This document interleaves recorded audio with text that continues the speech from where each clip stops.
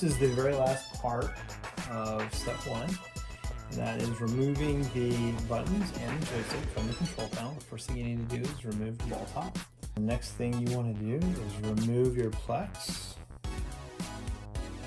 I'm going to remove all these screws. I'm going to use my cordless drill. If you have one, I recommend using it because it's just so much faster.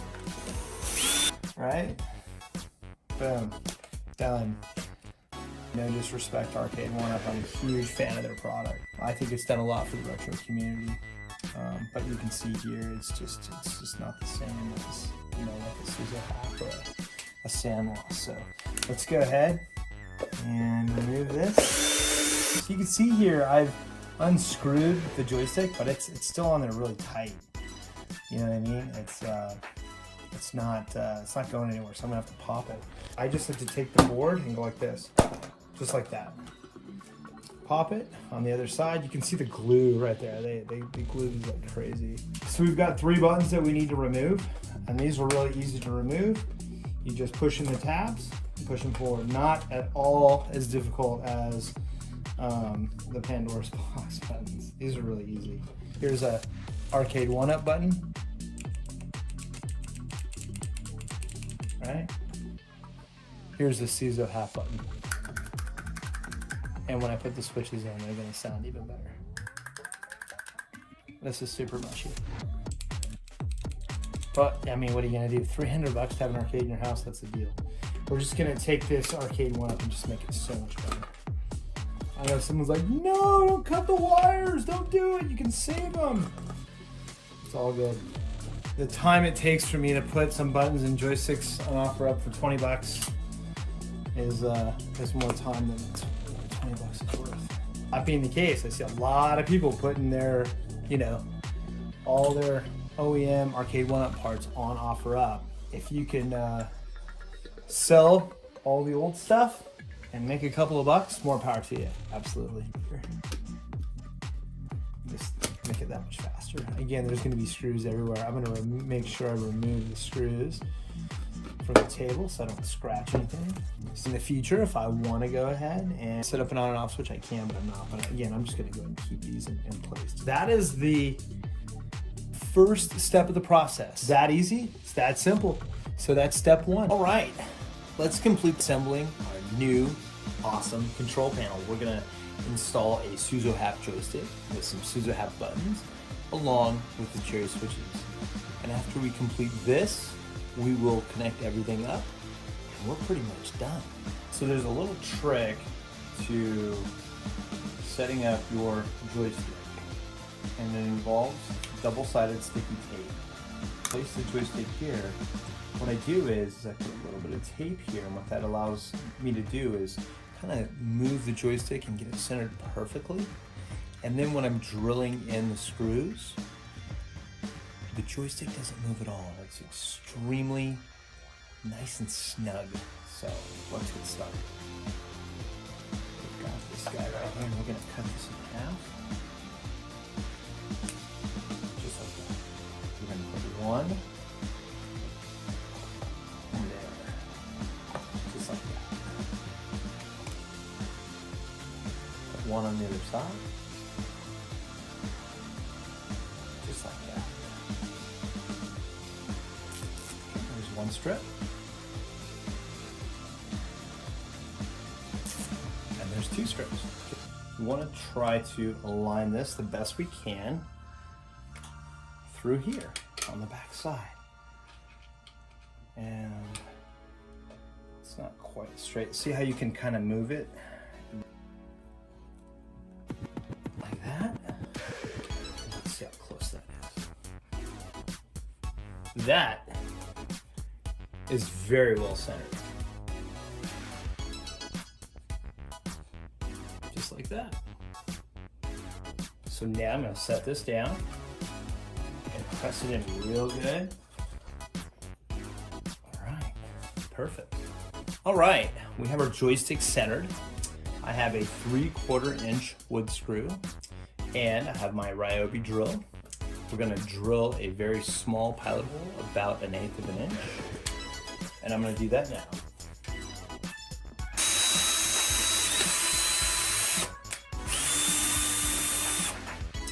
And the idea is not to drill super far. We just want to make sure we don't strip the wood when we're screwing these in.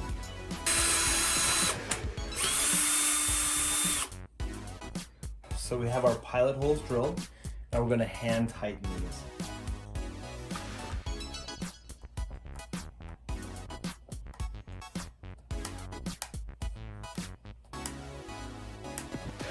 Okay. Pretty straightforward. We don't need to over tighten on the first round. Just like that. And if you hear cracking, you're getting near the end of your wood's tolerance for being stripped. Okay, the last screw. Okay, now we're going to go ahead and do a quarter turn. Okay, that's good. Be very careful, take your time, you get one shot at this. If you strip one of the corners over time, your control panel will fail. There we go, just like that. Now, we get to do the fun part, and that is putting the buttons and the switches, and we'll finish up, we'll put the stick in last. Once you have your buttons in, you have these little caps. Just like that. So our buttons are in, just like that. And you can see the other side, just like that. And with the SUZO HAPP kit that I purchased from Tournaments, you get a 1-player and a 2-player SUZO HAPP button. So put it in just like that. And we'll put this guy in just like this. And just to get started. Like I said, the buttons and the switch and the cherry switches are super easy to do. There we go. We have the base of our joystick mounted. We have our 3 action buttons right here, button 1, button 2, and button 3. Here we have player 1 start and player 2 start. We're very close to finishing. Now we're going to install the joystick, which is super easy. We're going to install the SUZO HAPP joystick. So this is the actual top of the joystick right here. And we have some important pieces that we need. And I will show you that right here. So we're definitely going to need this right here. Okay. We're going to need this. We're going to need this. And we're gonna need that little guy right there. This is really, really straightforward what we're gonna do. Now, one of the things I have noticed over the years, every once in a while, this gate right here, it's really important that there's no little tiny little plastic right here. Every once in a while there'll be a little bit of plastic and you'll feel it, but this one looks really good. All right, so the first thing we're gonna do is place this just like that. Super easy. The next thing we're going to do is you're just going to put this in just like that. Okay? And then what we're going to do, just like that. And now with the joystick, we can set the control panel down. It makes it much easier. The last part of this control panel install is locking that joystick in place. How do I do that? With this little guy. And I definitely recommend a tool, something like this, or needle nose pliers, something like that. So the first thing we need to do is you need to put this in there just like that, and you're gonna push down with one hand like that.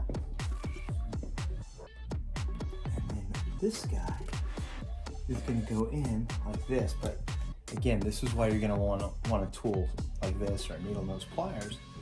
What you're gonna want to do is you're gonna want to squeeze it on just like that. And this, light years better than the Arcade1up joysticks. All right. Last but not least, we need to put the micro switches in. And I've got 5 of them right here. These are really, really easy to put in, and they're really, really easy to connect. So there's 1. There are 3 connectors. So this right here, when you press the button down, this is what gets executed right there. This is where the ground goes, and this is where the matching color for the corresponding button goes right there. Super easy.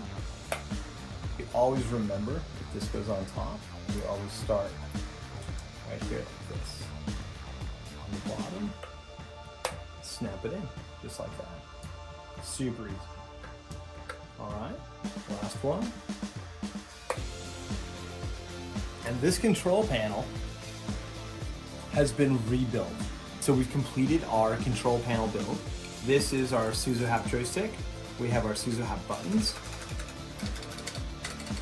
installed with switches, 1 player and 2 player. Now we're just ready to connect everything up. We are in the final countdown. We are at the very end of this project. We are simply going to connect this joystick and these buttons together on this control panel. What you'll notice is from the JAMMA Harness loom, there are 3 main looms. This is the 1 player loom, and you can tell that because it has our ground cables right here.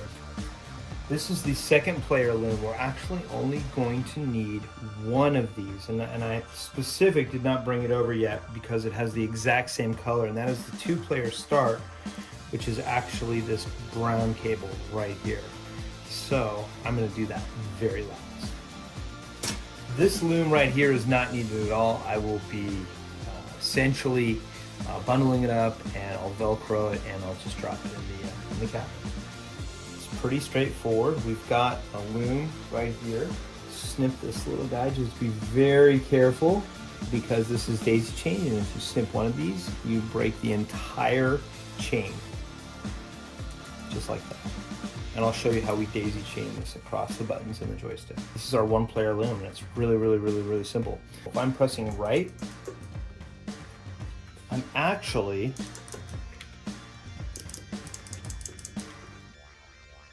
affecting that switch right there. That is green. Now I will put a diagram in the video for everyone, just like this. So there's 1. So again, when I go right, what I'm doing is I'm affecting that switch right there. Left is yellow, and that's easy because it's the opposite side. There's a yellow and an orange. So you really want to make sure that you use yellow, which is right here. So let's go ahead and connect this in, which is the opposite side, which is right here, just like that. Super easy. Up is red. So if I'm pressing up, I'm affecting this switch right here, which is down. And you can always pause and rewind the video if you need to. Okay. Now we only have 1 left, so process of elimination. Down is going to be orange, right here. And we only have 1 switch left, which is right here. So again, your color cables coming from your JAMMA harness go on this 2nd prong, if you will, right here. And the ones up top that have an L shape, that's where you're going to daisy chain the ground through all the buttons, and I'll show you that. Let's look at our number 1 button, which is right here. And that is blue. Let's look at our loom. And you can see we have purple, we have blue, and there's our blue right there. So I'm gonna pull this out right here, just like that. Very, very, very straightforward. we have our brown cable. This is our player 1 start. And we're going to place that. And I'm going to finish everything up. I've wired up the control panel. Now what we need to do is utilize this ground daisy chain. Start right here. That's 1, 2, 3,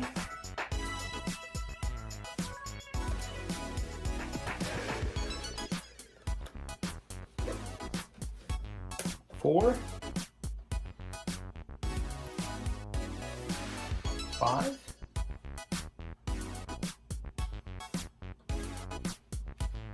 6,